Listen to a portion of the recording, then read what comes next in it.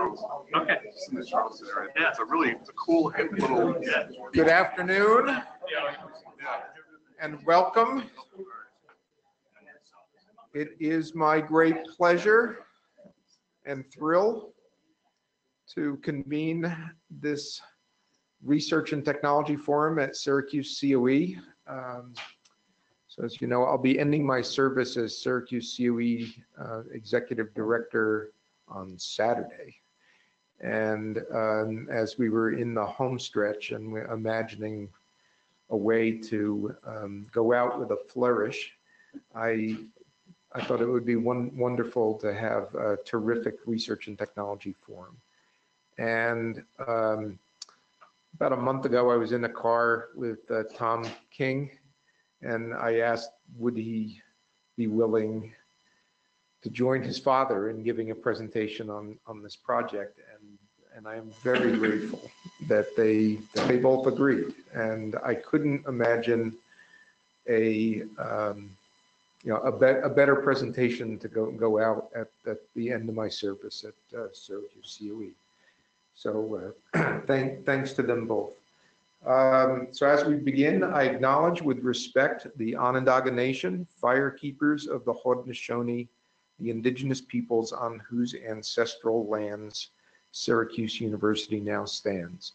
So we have folks here in the room at SyracuseCoE, and we have a couple of folks who are tuning in via webinar. I invite the folks who are tuning in via webinar, if they have questions during the presentation or after the presentation, they can use the chat box, and those questions will be relayed into the room. It was earlier this year that Tom King gave his first presentation in our series of Research and Technology Forums. And at the time that I introduced him, I said it would be his first, and I was sure there would be more. I didn't know that this one would happen so quickly, but we are thrilled to have Tom and his father, Jim. You've seen their bios. I don't think I can add anything. And I really want to get to the main event. So I don't know who's going first, but Tom and Jim King, please join me and welcome. Each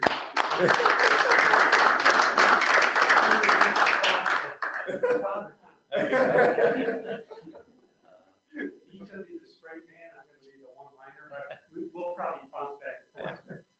I have some fun. That's right. Ed, thanks. It's an honor to stand up here twice in 1 year. I cannot believe it. I'll have to shoot for 3 next year. So thanks for having us. We'll get right to the show. Hopefully everyone can hear. Here we go. So we'll be discussing how old school meets new school today, one way or the other.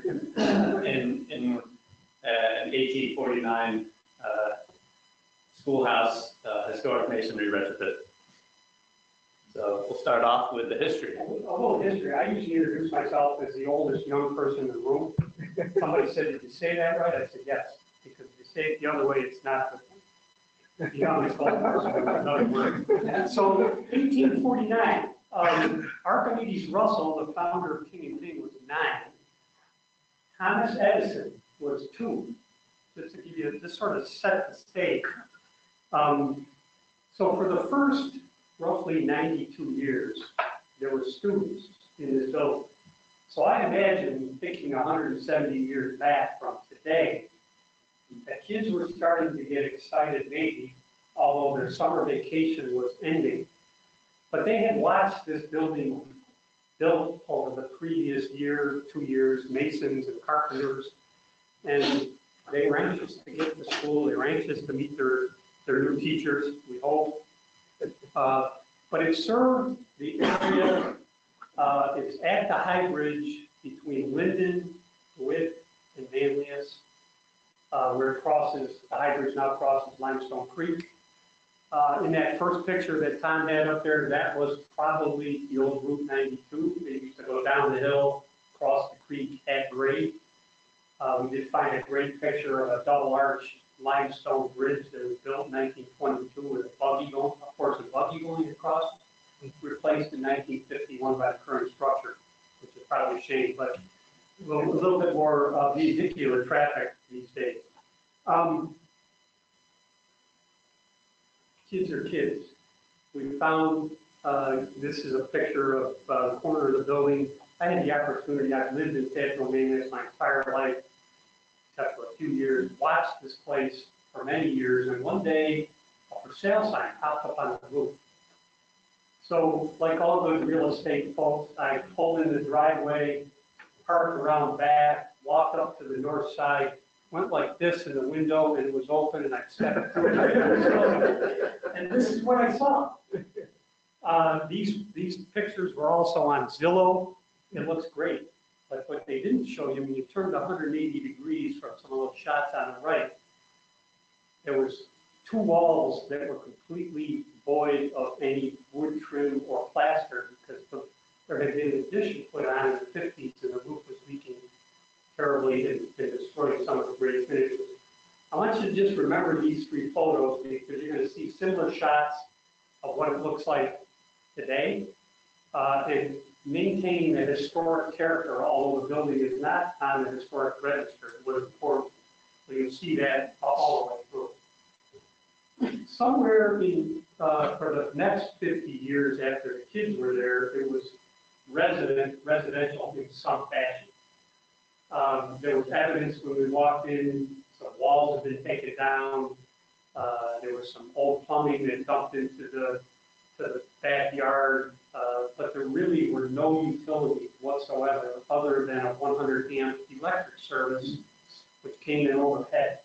And one of the things, if you get to come on the tour tomorrow, you'll notice there's no receptacles, there's no light switches that are visible yet.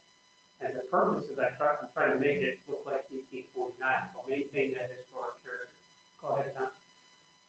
So I'll add one comment before Tom takes off. From 1997 to about 2000, late 2015, early 2016, when I bought it, it was abandoned.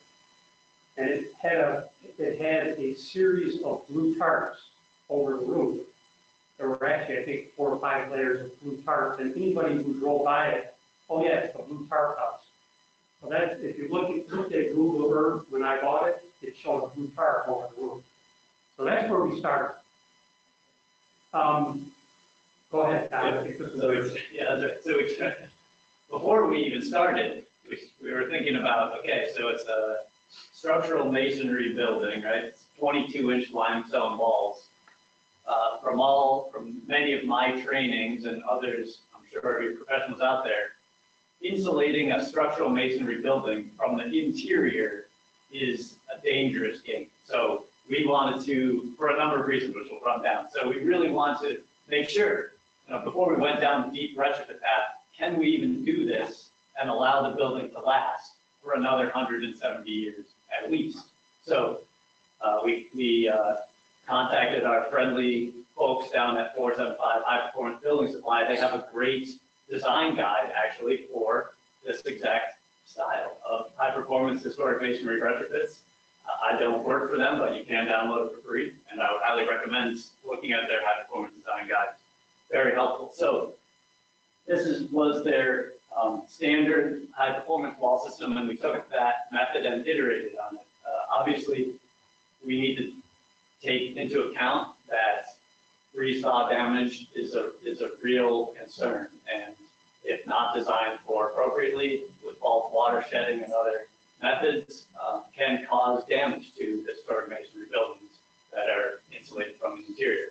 And secondarily, air tightness benefits every building. And in order for it to be a true benefit, we have to think about how we're designing for high levels of air tightness as well. So, from my perspective, net zero was easy in 1849 because you had water, sun, wind, maybe wood, and maybe coal, but probably not much coal. So there was no energy. There was no man-made energy used. It was all natural. So we really thought about how we're going to get to that point when we're done. Can we get this to a net zero?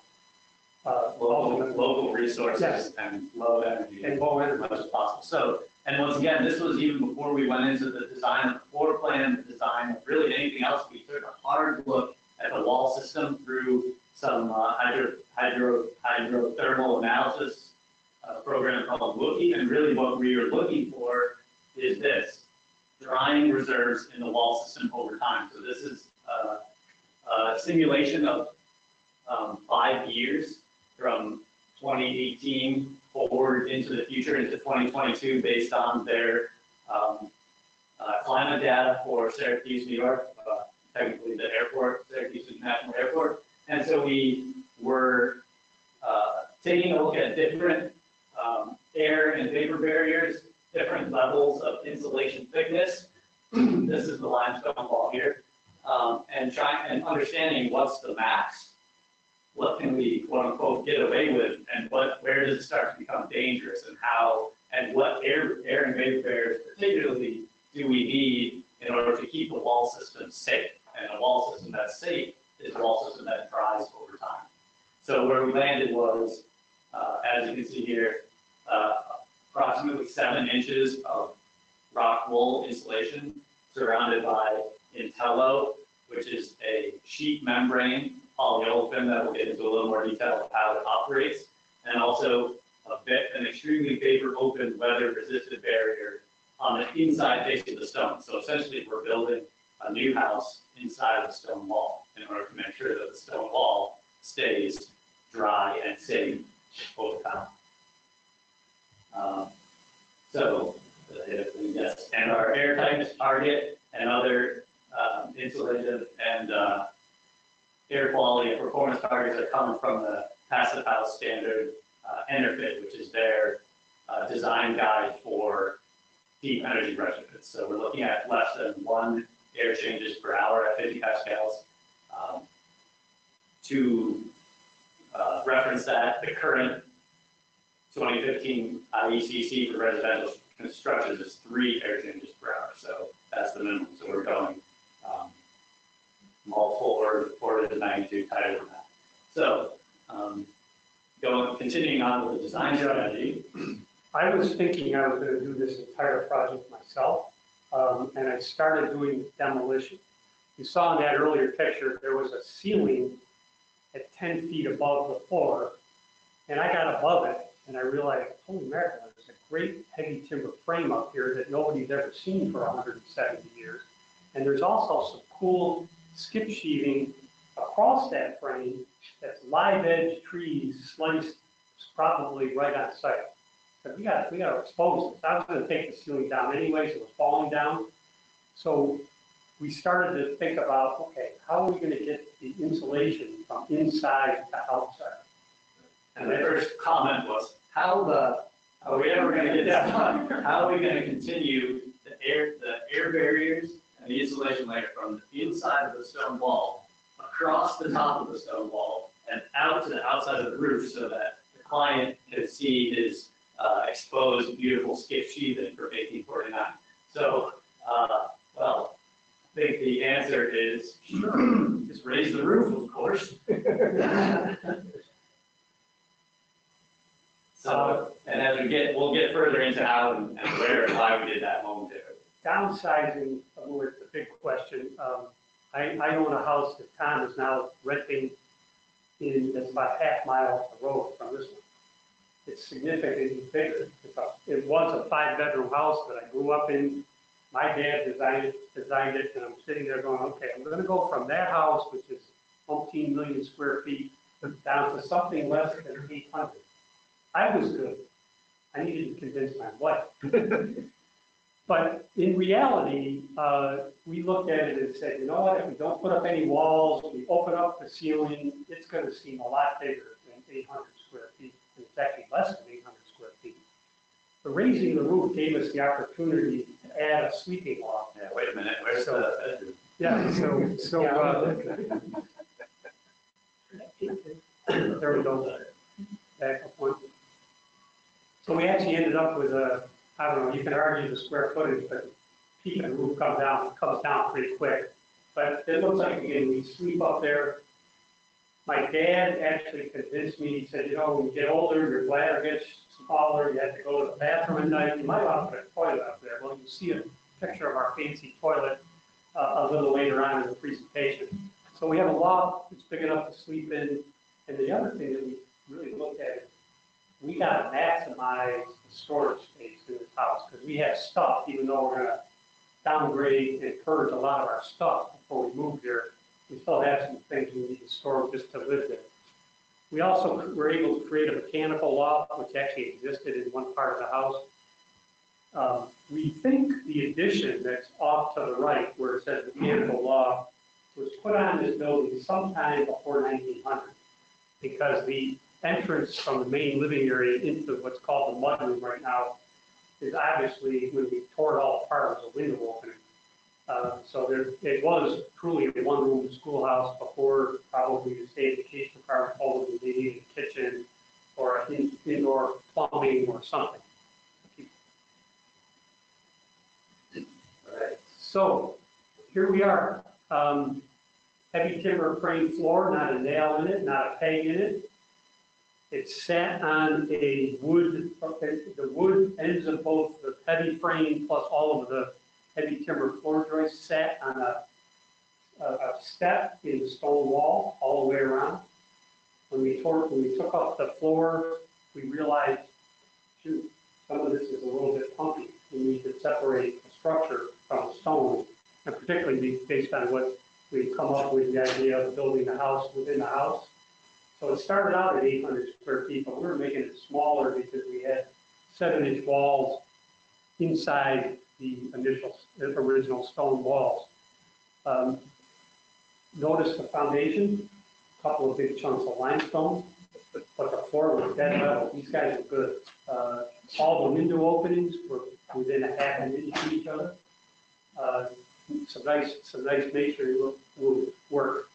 I asked Bruce, my carpenter, Bruce, can you raise the roof? He goes, I've never done it, but we'll figure it out.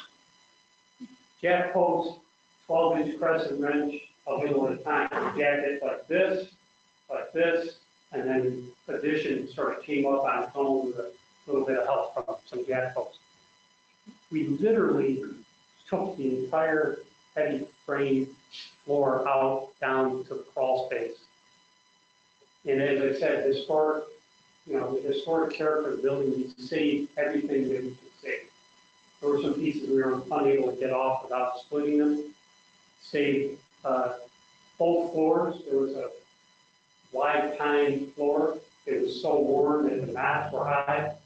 They leveled it with probably a mud slurry from Limestone Creek. They put a subfloor down, and then they put down 2-inch maple. Took all that up and saved as much of it as we could.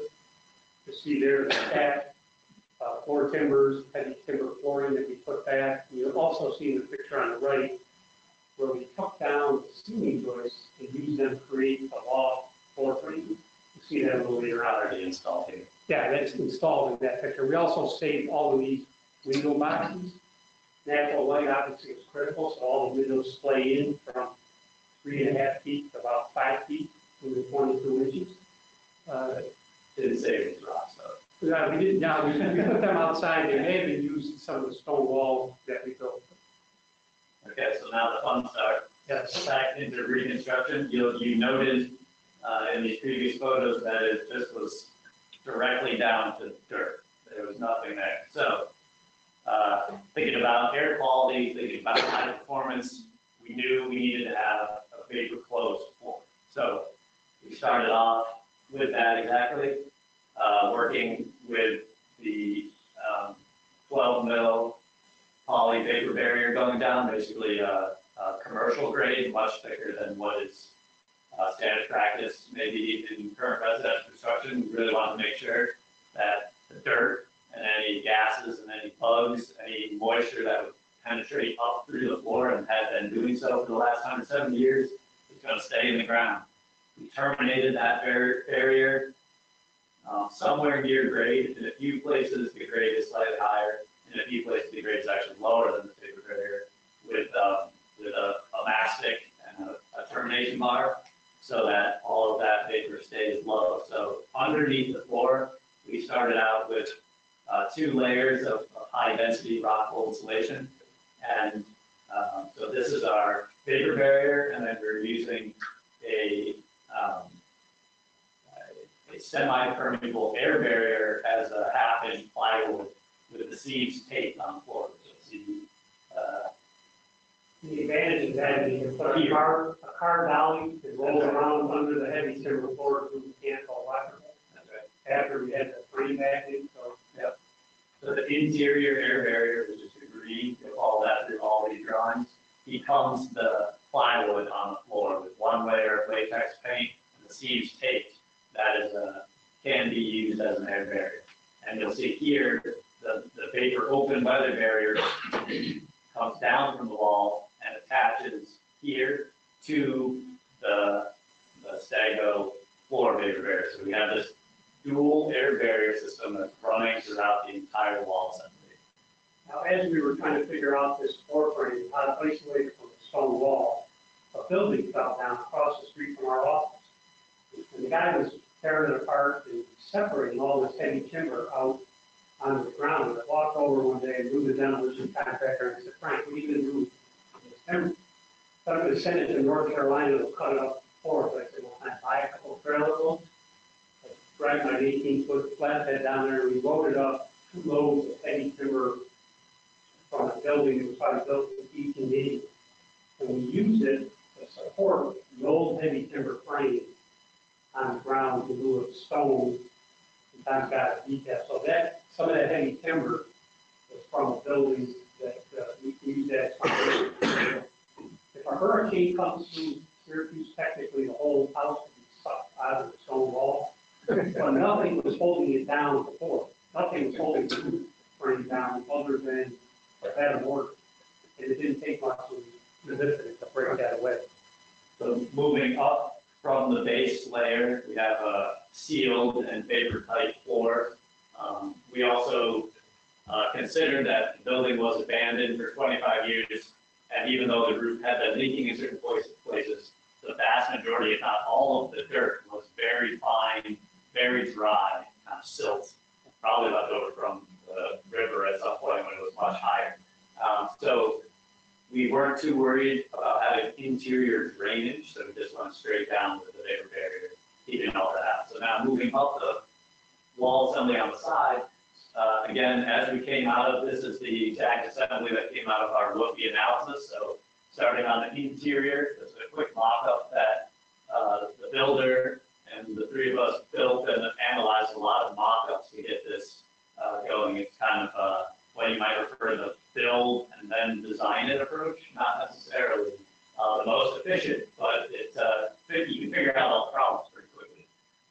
So 1/2-inch gypsum wall board, we have a 2x2 service cavity for running all of the electric systems. So that's all running on the inside of the air barrier so that it can't, so that there's only very few main service connections are penetrating the air barrier, and also our air source heat pump is penetrating the air barrier. We'll talk about that in a minute. And that was really, I call it the service cavity, I call it the mother-in-law cavity, because my mother-in-law loves to come and visit, but she takes things off the wall and moves them over, pounds nails through the heat rock.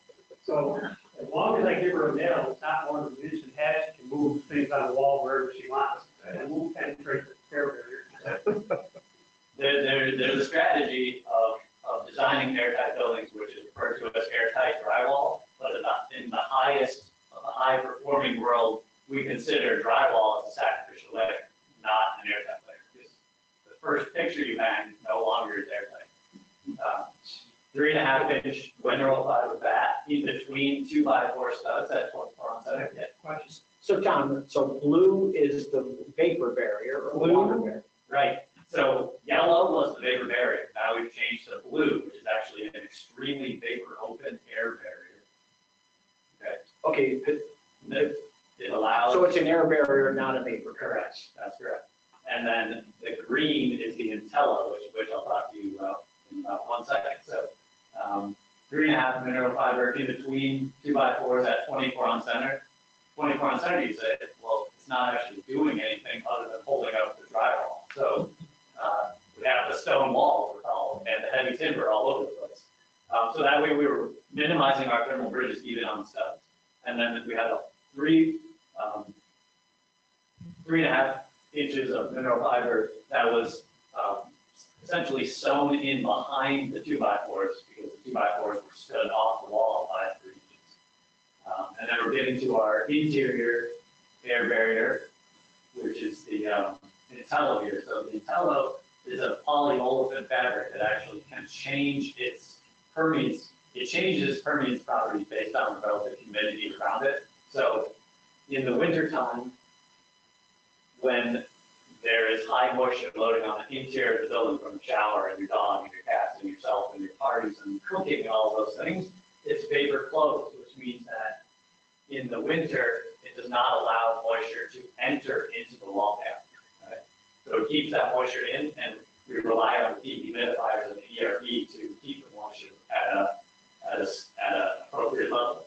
And now in the summertime, this material can open quite substantially so that if there is residual moisture inside the wall cavity, this becomes a vapor over membrane where the vapor drive is actually going into the building where you have the air conditioning on, and it's actually cooler and drier in the house than it is outside.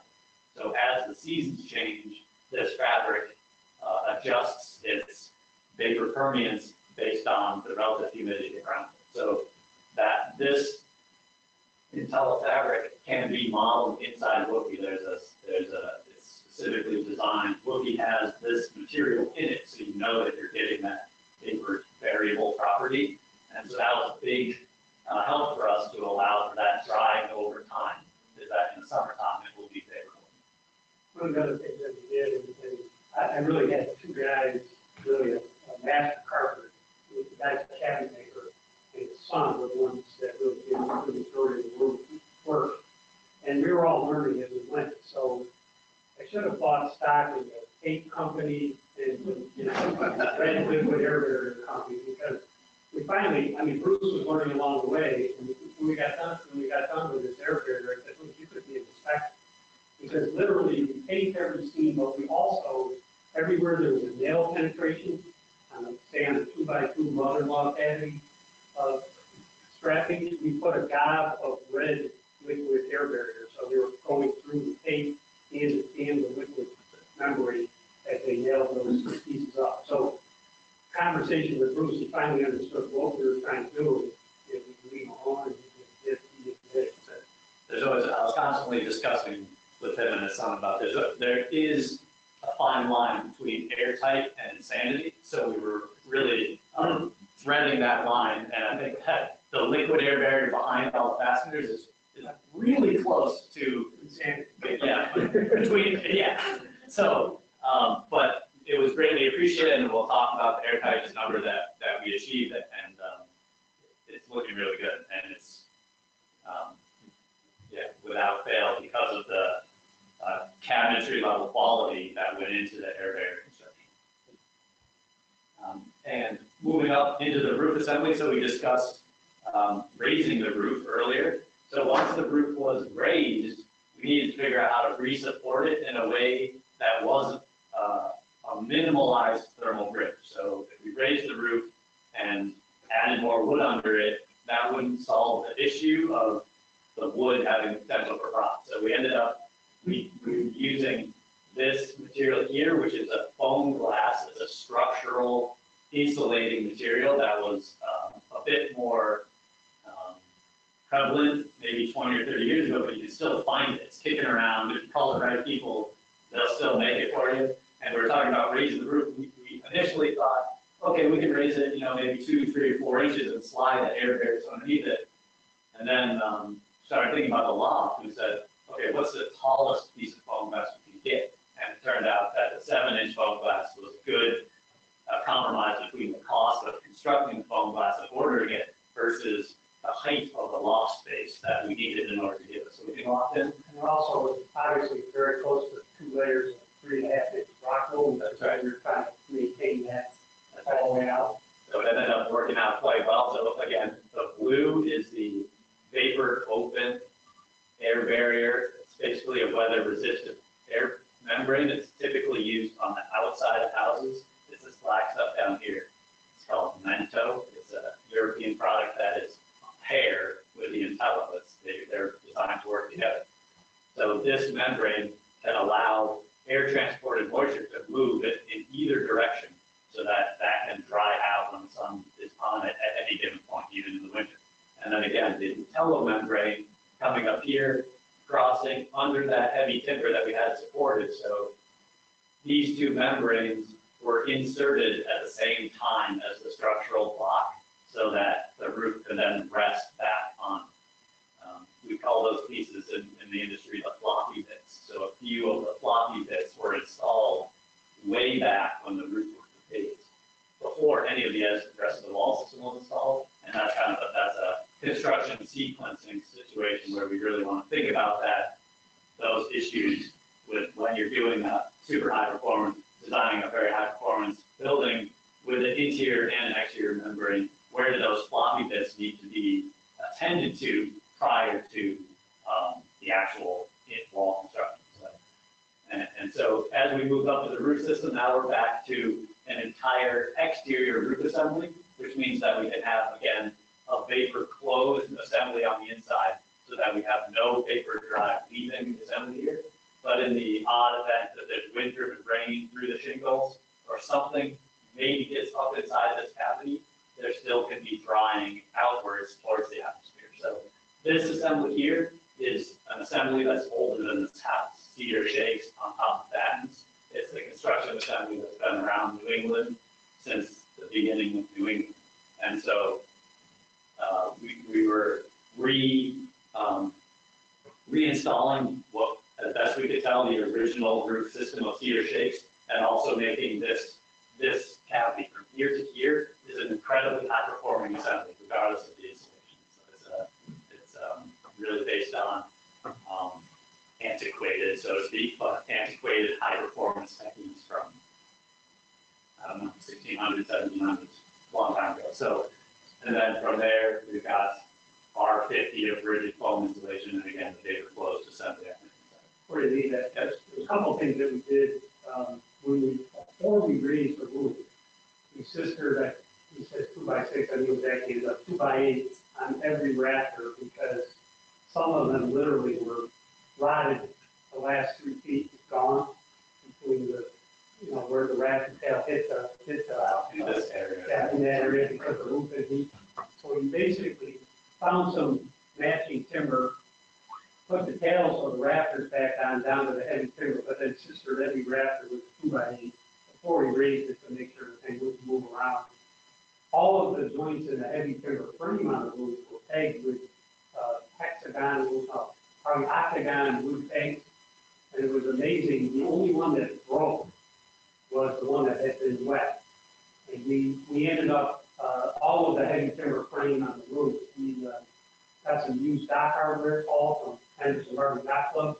So you'll see if you go on the tour tomorrow, some galvanized steel angle plates and bolts on the interior on a lot of heavy timber frames in the wall frame. The skid sheeting on this roof is a subfloor that was under the maple floor. So as I said, we reused as much of the lumber as we could. We had to buy 2x4s obviously for the interior walls, but we literally used all of the subfloor. We took off all of the, I'll call it real rough, rough cut timber that was nailed to the grounds that were in the block wall and supported the plaster. We took those off and cut them up for railings and those kind of things. So we literally just said, Bruce, let's save everything. We'll figure out how we use it when we get there. Sure enough, there's not much left. Okay, lastly, as far as the wall assembly goes here, I did want to touch base on the window detailing. So this, from the exterior of the building, this is really where our design intent shows through. We have the old school structural limestone wall with the high performance triple pane aluminum flat wood window shining through that old wall assembly. So this is the old school meets new school at these penetrations, right? And so this window, again, we want it to be extremely airtight, right? No air leakage at the window frame, so we don't have drafts, cold spots, or uncomfortable occupant zones near the window, right? Otherwise, it wouldn't be worth buying a triple pane window if the installation is poor. So we ended up raising the window off of the sill, and also from the head, separating that with vertical 2x4 nailers that were spaced 16 on center, and you can see here the back side of the exterior air barrier turns out and is taped to the outside of the window, and the Intello comes up the inside and tapes to the inside of the window. So that airtight membrane both attached directly to the window, and the window becomes the airtight membrane, and then restarts again here with the Intello on the inside and the Memento on the outside.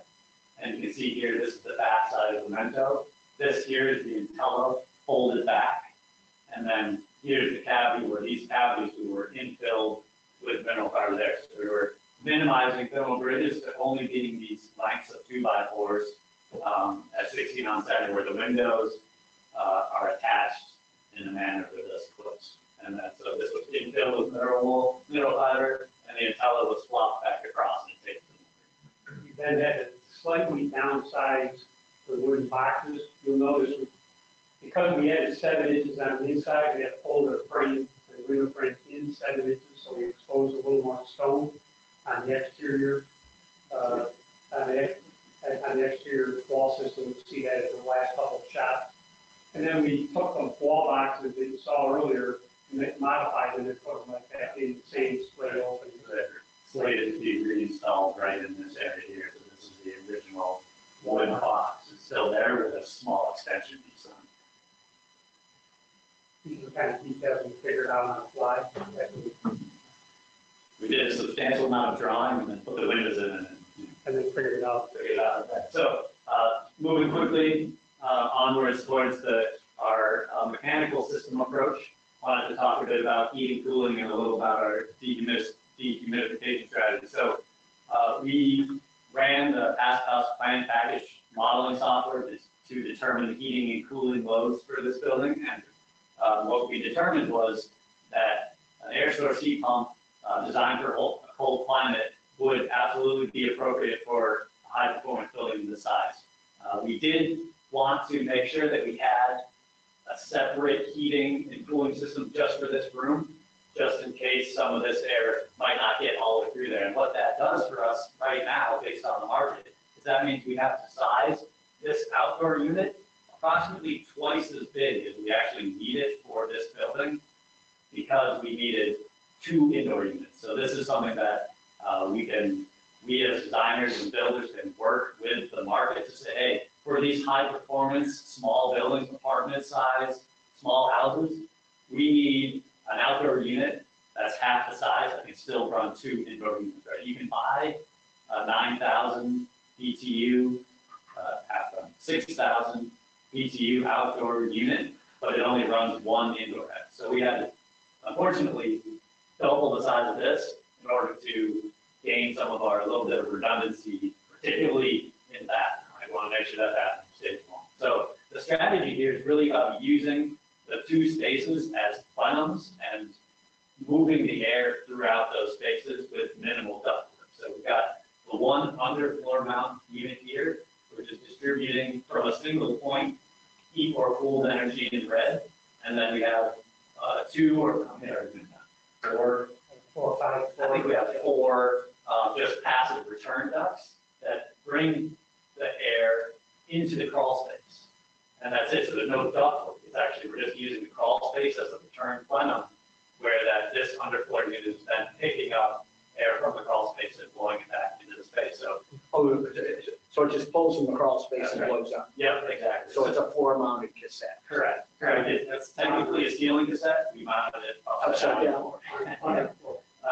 So, which was cleared by the design. That's because they might At least cleared by the sales rep. So, yeah. In any event, and one of the reasons is we really, with this crawl space, we really wanted to make sure that there was ample air movement in the crawl space, so that there wasn't stale, stagnant, potentially high moisture level air hanging out in the crawl space. So part of our strategy was to move the air in that way. Secondarily, we have the wall mount, which is really just dealing with this room supply and return above the door. And this is sort of like the belt and the suspenders and the texture belt. We do have a high efficiency dehumidifier that is also pulling from the crawl space and supplying dehumidified air back into the living space. And so this unit will only be kicked on when the crawl space humidity goes above 50%. harsh. So that is on an automatic relative humidity timer. And that's in the event that our heating system we're considering that it will be off a substantial amount of the time. So we still need to be able to move air through that crawl space. So we will use the dehumidifier on an as-needed basis if the heating and cooling system doesn't need to be operated. We had one challenge, we had to get a 6-inch diameter hole for a 22-inch limestone wall. Fortunately, Bruce is a master of a lot of things. He found a 6-inch core drill.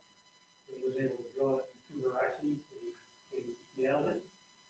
You'll notice we didn't use much spray foam on this building, virtually zero. He told me after he did it, I had to use a little spray foam to seal the power and gas loop coming through that 6-inch opening. And I said, Bruce, you know what? Nobody's ever going to see it. It's all with that grade on the backside. But that was a bit of a challenge trying to figure out. And of course, we did it after, we were thinking quite far enough ahead of that, when we did it after the interior walls were already done. So we're down, he sends, if you meet Chris is a tall, 6'3" skinny guy, so he did all the work in the fall space. And Bruce was outside. He's like, yeah, he's like Tom's side. So they had fun with that one, but we made it work. And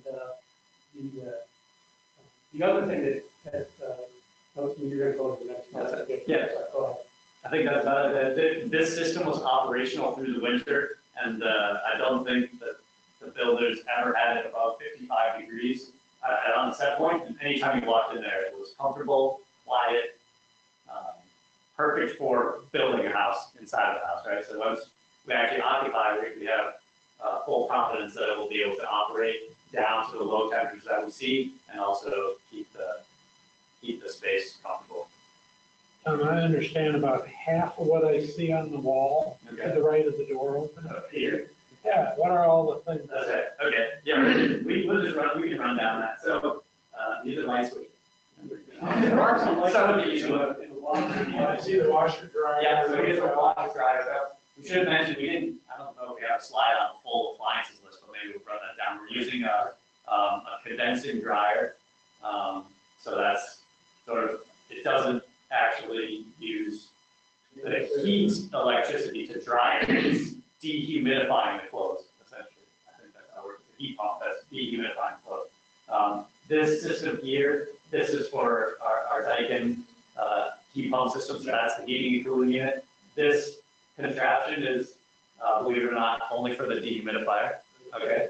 And this contraption here, perfect segue into our energy recovery ventilation system. We'll touch on the plumbing building. The grill to the right, the air and mitten valve. Okay. Yeah. We had 2 of those in the house, and we really have one. I'll show you that later. Yeah. So as far as the sanitary plumbing goes, there's only one stack vent that exits the building. The rest of the air in makeup for when you flush a toilet actually comes from inside the house. So that air mitten valve opens when you flush the toilet and closes to refill the air behind the stuff. And so that is, as far as I understand, past the plumbing inspection. The gentleman at first was a bit hesitant, but allowed it once we compromised and said, okay, we'll have one vent stack on the main plumbing sanitary trunk before it exits the building, right near where it exits, and that's it. And where the toilet makeup air is going to come from, these air vent valves inside the building. So what that does is that eliminates thermal bridges. That means that there's a huge pipe coming from the plumbing stack and exiting the building. This building would need technically, traditionally 3, we have 1. So that's a pretty good deal. Okay, so we talked a lot about airtightness, airtight. We ran blower door tests, a few blower door tests to test the membrane and then to test the membrane with the window installation because of how tricky that installation was going to be with all the membranes coming together as we discussed. And so our airtightness level on this building as it stands right now is 0.83 ACH at 50 pascals, which is meeting our target of less than 1 ACH 50. So it is,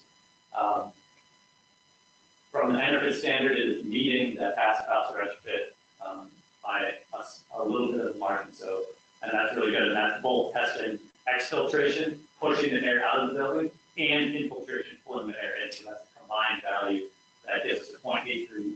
So, and then the discussion comes up as well. You're all going to suffocate because there's not enough oxygen. Right. So that's what this machine is for. This is the energy recovery ventilation system balance. So it will be supplying fresh air from outside of the building and simultaneously exhausting the stale air from the inside of the building.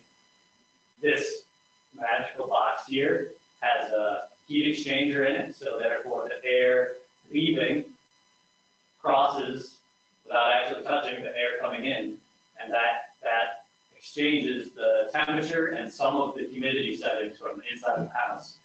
Can be operating, its typical operation is going to be in somewhere in the neighborhood of 84% heat recovery, so therefore if it's just off the top of my head, it's 65 inside and 35 outside, it's going to be bringing 60-degree air back into the house, and that can be supplemented with our SRT pump. So this is, again, we're using the entire building as a plenum space, so all of the supply will be supplied to the bedroom, to the corner of the kitchen, and into the living room, and that air will be pulled back through the mudroom and bathroom out as an exhaust. So it's a little bit counter to typical passive house exhaust standards where they prefer that you actually have an exhaust hole near the kitchen, not over the range. But in our case, because the kitchen is way over here, it wouldn't be feasible to run an exhaust duct all over here just for one hole.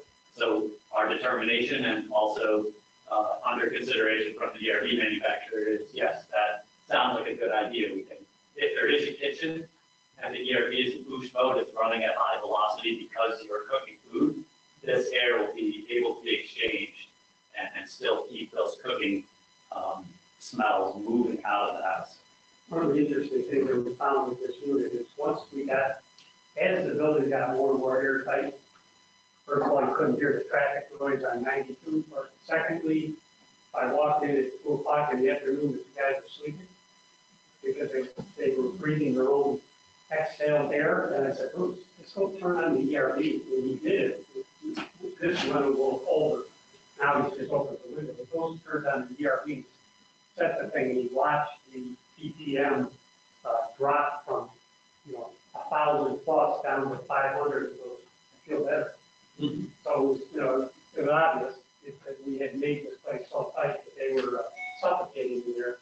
And drinking a lot of coffee, trying to drink a lot of coffee. They were trying to stay awake in the afternoon. I said, "No, you have to turn the machines on."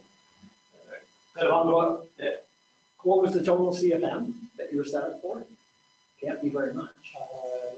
45 on the typical occupancy, and the boost mode is 90, just under 90. I'll just point out the obvious. That's a big machine. Yeah. This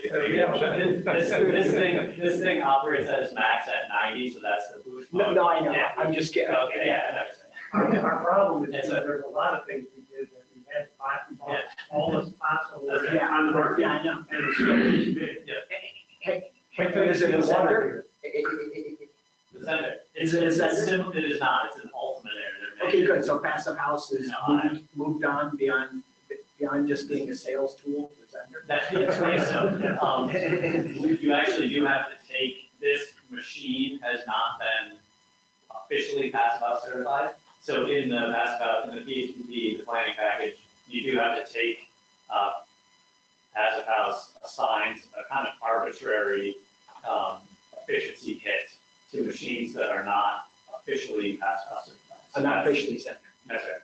So yeah, not officially. There are, I think the unfortunate, without going on a huge tangent, there aren't very many other that are either imported in the U.S. or made in the U.S. This one from Ultimate Air can meet what I would consider very high efficiency standards for a year. And the only other point I'll make about Passive House or complaint, I think it's a complaint, Sure. is that it seems silly to distribute 10 CFM of air. Right? It seems like 20. It seems like instead of 4 points, 2 points would be fine. But Passive House goes a little insane about perfect distribution. For sure. Yeah, we just wanted to make sure 10 that CFM. since we are supplying, we just wanted to make sure that it was evenly distributed on that far side. So, Yeah, didn't we want need any- 100 locations, but I think one is actually pretty good. One may have done. Yeah. So, so it should be noted that this house isn't fully designed to the Passive House standard. Okay. We took into account the standards while designing it as been certified by that. There are a number of exceptions to the EnerPHit rule that we would have. Like basically, there's a list of exceptions that are a page long. This building would have to comply with every single exception to be truly certified as EnerPHit standard. I think we could get it done. It's still an option on the table, I'd say. But for now, my opinion, maybe similar to yours, is that let's go for net zero, let's go for air tightness, let's go for high levels of occupancy comfort. If it's a certified Passive House, even better. If it's not, it's still a really pretty dang good house. Yeah. I have one quick question. Do you anticipate any crossing issues in the ERV? Great question. Great question. So this little other box right here is an electric resistance heater, and it's on the intake side. And this machine, without the intake heater, will turn itself off. It recognizes that the incoming air temperature is below 12 degrees Fahrenheit. So this machine will boost the incoming air temperature only if it's below 12. So that machine will be off at all other times. So it's just a little, it's a variable speed electric resistance, I think, called 500 watts, up to 500 watts. It's seriously, it'll just be kind of ticking on at 12 degrees or less. Otherwise, it'll be on. To be noted, we also, again, the belt and the suspenders and the belt have one of these on post heat side in case the supply air temperature becomes uncomfortable for the occupants. That can be tuned to adjust the supply air temperature up above 60 or 65 degrees if necessary. We're not going to be using it as heating, but because of the relative to the rest of the building and efficiencies of electric resistance, but it's there in case the occupants need it. So your CO2 is monitor only, it's not going to turn it on? Again, it will also, yes. The CO2 also. So this machine can run basically autonomously with a CO2 sensor. It also has a manual boost mode when you walk into the shower. In your typical house, you hit the fan. In this building, you walk into the shower, you hit the boost mode, and it ramps up in 15 minutes to move that high humidity or the cooking smells out of the. Briefly wanted to hit on our domestic hot water. We probably ran through every design iteration that you could think of, from instant electric, forget it, let's just go to Home Depot and buy a regular electric tank. Looking at these Japanese units from Sandon, the heat pump, the outside heat pump, and the inside tank. We started designing the whole building around a hydronic system with a heat pump that could run off the Sandon and take the loop. And it just, we weren't sure that we were really going to get something that was really actually going to work. So, and for that, can we just run the hot water tank around the house and pack it back to water? No. Can we use a heat exchanger? Yes, but that's a whole other part of it. You need a pump and this and that. So we scrapped all of that, and we also didn't want two exterior heat pumps. It just seems like crazy redundancy to have a Daikin air source heat pump and for your heating and cooling, and an air source heat pump for your hot water just sitting right next to each other doing the exact same thing. So we couldn't swallow that, and we said, okay, we'll put the other heat pump inside of the building instead, right? So this is an air source heat pump that can be sourced. I think we ended up getting it from a local, like Lowe's or something. Out of Granger. Okay. Yep. So these, this is, what is it? Reed. This is a Reed heat pump, water heater. So in all technicality, it is cooling the space when you're heating hot water. Awesome in summer, not quite as awesome in the winter. We jacked it way up off the floor, so it's going to be pulling for kind of the stratified air way up in the top of the mudroom. And there were a few different models, and the reason why we ended up not wanting to buy it for Lowe's is that Lowe's only had the, I don't know, you know a little more about it. I mean, we ended up finding going directly to Granger, but well, this one literally has a lot more control options. And they'll run heat pump, they'll run in electric mode, the vacation mode. You can control, obviously, you can control it from your phone. It'll send you signals if the water is leaking on the floor. So we said, all right, let's not get the Lowe's version, let's go to Granite and get the full package. Yeah. So it's a pretty, obviously, we didn't need a 50-gallon hot water heater in this house, but it's the smallest one I had. So we said, okay, buy it. If in 5 to 10 years, they got a 30-gallon or 20-gallon, they will swap it out. I think the main strategy with this one is that they all have electric resistance elements, just in case, you know, you're taking a shower and running all the sinks at the same time, on hot only. And so, this particular model has a smaller electric resistance element that can be more finely tuned to say, you know what, never turn it on, or only turn it on. And so the reheat time under electric mode is longer in this one than typical hot water tank, but that's because we have the heat pump is going to be doing the majority of the work, and we anticipate it can do all of them. We also, you know, we worked really hard on the efficiency of the hot water by running home runs all the way to everything, so that way it's coming straight from the tank, straight to wherever you need it. Double insulated hot water, single insulated cold water, bi-insulated cold water. Condensation is one, and number two, technically the cold water pipes are cooling the house too, so we have a number of cold water pipes that are insulated, then there's less heat loss from the house into the pipe. I actually make cold and hot outside, but if I want to wash my car, goes down the driveway. So I was just about that, this is 8 separate runs there, so what are the 8 fixtures? Oh, the other thing is, we didn't want any joints in the pipe in the fall thing. Because Single run. everything's single run all the way to The 8 fixtures, so the one is the emergency. Yeah, there's check that toilet. I'm not sure the plumbing guys or the plumbing inspector is gonna buy it. But I Right. thought if it shows up, I might just take the top off, hide it from the tap water. Anyway. But you literally wash your hands and then flush as it flushes the toilet. If you've ever been to Tatum Engineering, they have one of these in one of their back rooms. Dual flush, and kind of set up so that it'll be tempered water. So great. That toilet's got some tempered water to it. You got the kitchen sink, the dishwasher, the washing machine, the mudroom sink, the shower, and the bathroom sink, and apparently the car wash.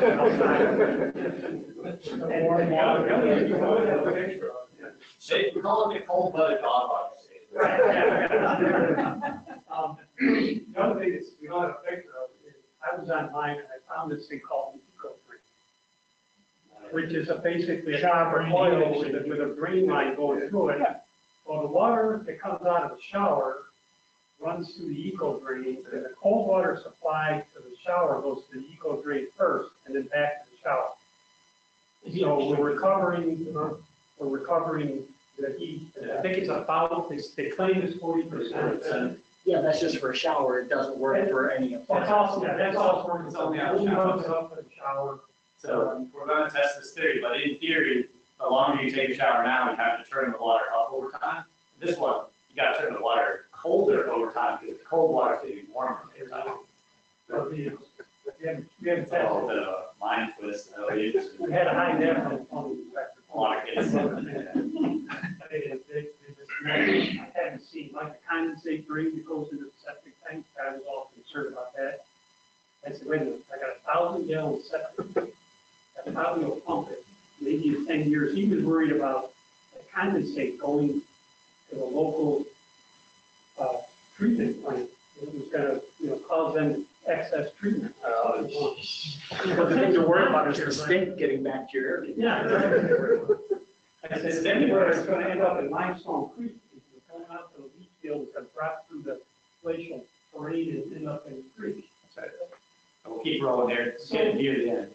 If you look at the picture on the left, it could have been 170 years ago if somebody had a color iPhone in their hand that they could take a picture. So that's literally the original wide plank floor. We took it up, flipped it over, put it back down, had a little shitting and sanded it off. You can see obviously the window box is going back in. That hatch there is to get at our underfloor heat pump. On the right, you start to see, you remember the pictures in the beginning, it looks kind of like when I stepped through the window, when I did my self-viewing of the place. You see the loft, we built that out of the ceiling trusses. We did a couple of ceiling trusses coming across the living space to stabilize the two heavy timber frames.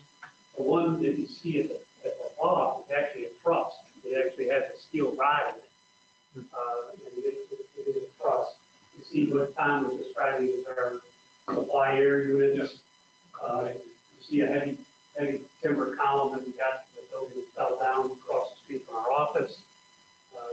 That's supported on a piece of heavy timber down below. The interior stairs built out of the same timber ceiling joists that weren't holding up the plaster ceiling, maple floor up in the loft. That was pre-finished. What did you use for the banister?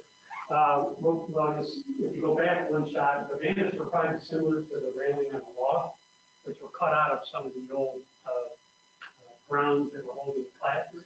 There's my cabinet for shop drawings. Bruce, my carpenter, actually doing that. And said, will this work? I said, yeah, Bruce, let's go. The slate, there was an addition added when it became a residence in the late 40s. There was a slate outside the back. They had torn the addition down a long time ago, so we chipped that up and used the slate in the entrance. The back end was coming in off the driveway. As Tom said earlier, there were a lot of mock-ups that we built. You remember the picture, the first picture we showed of the real estate. We built up, we were trying to maintain the historic character of what's out there around the trees and the deep edges of the roofs, and compared to the mock-ups, but obviously a lot deeper than it was before because we raised the roof 8 inches, we added another 7 inches of insulation. We decided to use some copper sills. So we bought the wash sheet copper and made copper sills and put them up under the windowsill and the drains that come out and fall off the windows. We flipped to and there we are. This was probably taken maybe yesterday or the day before. We're not quite there, but if you do show up tomorrow, the front door, if you're walking in the front door, there's only 3 windows that are done at the moment as far as all the trim and the windowsills. The shingles were where there was an old door that we could have kitchen, storage, locker room, whatever. The plaque, the sandstone plaque says 1849 Washington School number 9, 1849. It's still readable. One of the things that we did is we completely repointed the entire house. It's lime mortar. It was very good at healing itself, but it had been bastardized over the years with a lot of cement. Yep.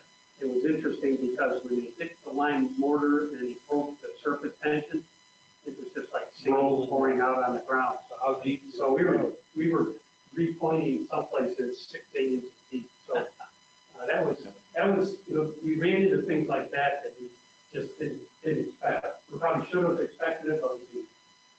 You did it on both sides, or just the outside? Yeah, that's really good. Just the outside. We did do some patching on the inside. We picked up some lime mortar and patched up some of the stone on the inside. The interesting thing that on the gable end, all 3 gable ends, the walls went from 22 inches and then battered up on the inside to probably 8 inches. Yeah. So if you look at the gable on that's a picture, but very rough stonework. That's about where we're going to end. I should note here that we talked a lot about bulk water shedding. Yeah, we haven't got the gutters in yet. This is going to have to be taken care of. That's the reason you need it. Yeah. Yeah, we're gonna end up. And that's a great point that we forgot to just briefly mention that repointing with lime mortar is one of the most critical things that has to be done in a building like this in order for the wall assembly to operate and be able to breathe. So thanks for bringing that up. Yeah, cement mortar was not. The last 2 seconds, we'll run it down. Then we can have a few minutes for questions. Future data. So you might have to invite us back for another one next year. This is not the end. This is only the beginning. We have a few temperature and humidity pucks that are actually that will be going into the wall system. We're going to bury them north, south, east, west, one set on each and on the roof and in the crawl space. And we're going to have an outside temperature. So this will start monitoring these little systems. Were initially battery powered. We said, well, let's find someone to make them not battery powered. So now we'll have this data running for the next 170 years. It'll be against the stone in the middle of the wall, settling on the inside of the house. So that way we can make sure that the wall hopefully is operating in the way that Whoopi has told us and with the design intent. Secondarily, we'll be able to pull some heating and cooling data from the Daikin systems. Lastly, I don't know, in a 1 second, can you do it? This little cool device is called a Sense device. Somebody invented this device that actually, you see two devices strapped around the incoming power. It actually reads the electric noise when a different system goes on or off. And it gradually gets smarter and smarter, not only with what's in my house, but any other house that they've sold this device. They're all linked together. So literally, the other day I turned it on and looked at it on my phone, took that screenshot. Something was running that we were using 219 watts. If I go flip a light off, real time it drops 13 watts, 12 watts. If Bruce's refrigerator is on, he's got a little refrigerator that he's been using for his lunch. That thing comes on, it'll jump up to 1500 watts. So it's real-time data. So the real intent of that is to monitor this thing over the course of a year, because it's recording it and I can get the full data and ultimately get us so we can size future TV and get to net zero. Wow. But you're saying, so that device is called a what, a Sense? It's a SENSP. Okay. Sense. So it's trying to do non-intrusive load. It's non-intrusive load monitoring. Yeah, load monitoring. And pretty darn accurate. And you can label it. So if you go on, you turn the heat pump on. Yeah, you have to teach it. You have to teach it. And then you can teach it. Yeah. Tell it what it is, and then it knows that frequency. Yeah, this has been the dream for 30 years. Right. I If just I don't know got the if same realized. induction cooktop that you had, and your design had been identified, it would show up on mine, even if you were in California. Yeah. Because they're all linked together. It's very cool device. And so what are we up to next? This is Next the project. My other house that I've made. phased retrofit of a 1966 house in the woods. Stay tuned. Yeah, that's where we're going next. Thank you.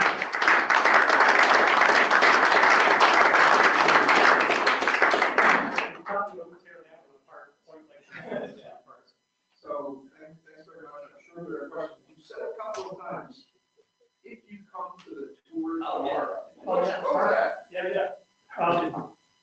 We have not advertised this except in our office, but all of you signed up from 1 to 4 tomorrow. We're going to have an open house. You're going to see it where it is. It's not quite 100% there. You might see the old slate chalkboards going down on the countertops as the countertops. Bruce is still working away, but we're close. So 1 to 4 tomorrow. The caveat is, if you pull in the driveway, you might never get out. So there's 2 places that, if you're familiar with the area, that I would suggest you park. One is go to the bottom of the hill, park under the bridge. There's a few spots there. Or park up at the top of the hill at the intersection of 92 and Woodchuck Hill. This is Woodchuck Hill Road now going down under the bridge. Park up there and walk down very carefully down the road and come on in. 1 to 4, we're going to hopefully have some refreshments. What's the address for those folks that are online invited? Yeah, 7409 Woodchuck Hill Road. I think if you put that in your GPS or your smartphone, will get you there. 7409 Woodchuck Hill Road, 13066 Fayetteville. We'll see you there. See you there. Any questions? Questions? Any? And I have 10,000 photographs if you want to see more.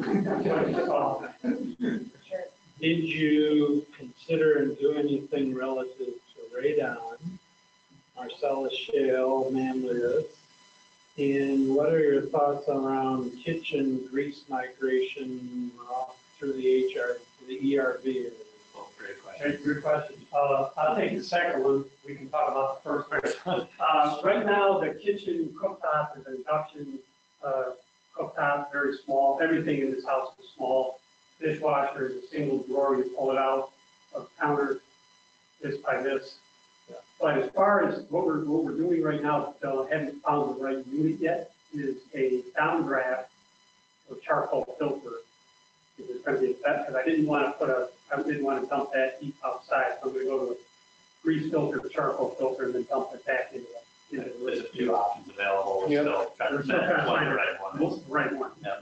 Okay, good. So that's the answer to that one. I think as far as radon, we've got the Stego yellow air barrier that's pretty well sealed. I think it's well sealed. But we're also, obviously with the ventilation system, it's continual turnover of the air in the house. So we didn't test for radon, but I think between the barriers that we have and the fact that we're continually exhausting and bringing in outside air. So the ERV is running It's running at some, yeah, running at some, unless we're not there. CO2 or. Yeah, we're using CO2 as the trigger point for air quality. And that will be operating even when the house, if the house is completely empty, it'll be turned down to maybe 15 CFM, but it'll still be. Windows open. I didn't find a petrified cat in the fall safe, so maybe they died of radon. Yes, the windows do open. Those beautiful boxes, windows open, and Yep. your wife came for the point. This is a two-step window process. Right? If you're familiar with these tilt turn windows. So Yes, I am. Right. one operation is it tilts, and you can never still have a plant there. When you want to turn it to change the screen or to clean the glass, then you'll have to move the plant. We were in an Airbnb brand new in the Netherlands 2 months ago, and I was just blown away. The sad thing about these windows is I was about ready to place an order with a German company who was building the windows in Massachusetts. They brought all of their technology over. Cool. And the guy sent me an email right before I was about to order the windows and said, we didn't get enough orders to make the mortgage payment, and they closed it back. Wow. They spent millions, they spent $3 or $4 million to bring this technology over and had one in Massachusetts. The thing I know is the hardware looks like it costs more than glass by a long shot. But the interesting thing is I looked at a high quality Marvin Capella window. It couldn't match the quality of these windows. Yeah. And the only difference really in these windows and doors compared to Marvin Capella, the Marvin Capella reps here, was the cost to get them from Europe to the US. Mm-hmm. That was really a big difference in the cost of these windows. $4,000 to $5,000 to chuck them in a crate and bring them over. Yeah. So that added some value. And they were unmatched performance. Yeah, couldn't, the Capella window, the high end was the same price, but the performance wasn't there. How appropriate is those barrier materials to conventional construction, you think? You used them here, but they look like they're pretty good for Northeast type applications. Yeah, absolutely. These systems are being sold in the Northeast and throughout North America. This is absolutely not a one-off. There's suppliers. Currently, 475 High Performance Building Supplies out of Brooklyn, New York, and so there are other suppliers, either direct suppliers. I would highly recommend checking out again. The unpaid for plug, 475 High Performance Building Supply. Their knowledge is unmatched, in my opinion. They'll help you out with anything you want, and they just have some really good information on their website. There are new builds being built with these materials. They're basic. If you're familiar with utilizing Tyvek on your building, it's a Tyvek that performs from an air and vapor transport standpoint much better than Tyvek. Private tape, I bulk. Yeah. There's bulk pricing in the tape. For sure. Yeah, all right. Other thoughts, other questions? We'd love to have you up tomorrow at the board. Just caution walking down the hill and caution parking. You're welcome to pull the driveway. Try to accommodate cars and front lawn and backyard. And you just might have to go in and have another adult beverage and eat your cheese while you pull that car. Yes. Yeah, for the airtight construction, do you have to adjust the outdoor air intake temporarily to consider for like off-gassing for carpet or textiles or furniture? That's a great a great question. I would say that the first strategy might be to specify and install materials that have the least amount of off-gassing as possible. We're using, I think, only polyurethane as our, and water-based polyurethane is our finish. There is no carpet right now, and everything else is wood, and we're using no VOC latex paint. So I would say yes, particularly in larger buildings or other structures that maybe you don't have quite as tight control over what is going into it. During the commissioning process, in particular, especially in commercial buildings, the commissioning process runs all of the systems at a higher rate when the building's unoccupied, and that helps flush any other construction dust or other materials out of the building. I think that's definitely a great strategy, and should be utilized. I would say once the construction is done in here, the first thing we're going to do is make sure the filters in the air are very clean, and we're going to turn that on because we know that it wants to be operating for the health of the building and for the health of the occupants, just moving 24/7. One thing I forgot to notice is you mentioned the exterior paint is actually old paint. Bruce found a friend of his that goes around and cleans people's garages out. He grabs all the old paint, mixes it up, and he ended up with two colors on the exterior, just by luck. So probably not related, but I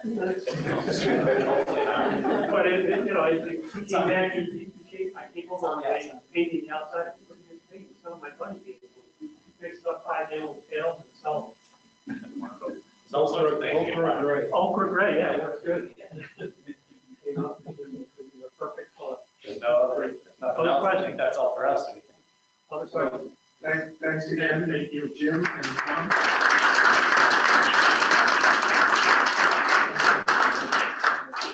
Thank you, Ed. And COE. So folks know the drill here. After an RIP forum, we always have a reception with networking. So I'm pleased to invite you to a reception with networking that's going to be held in the lobby. I imagine folks already know there's some kind of celebration going on this afternoon.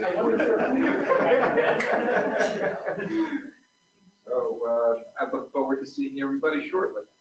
Thanks a lot.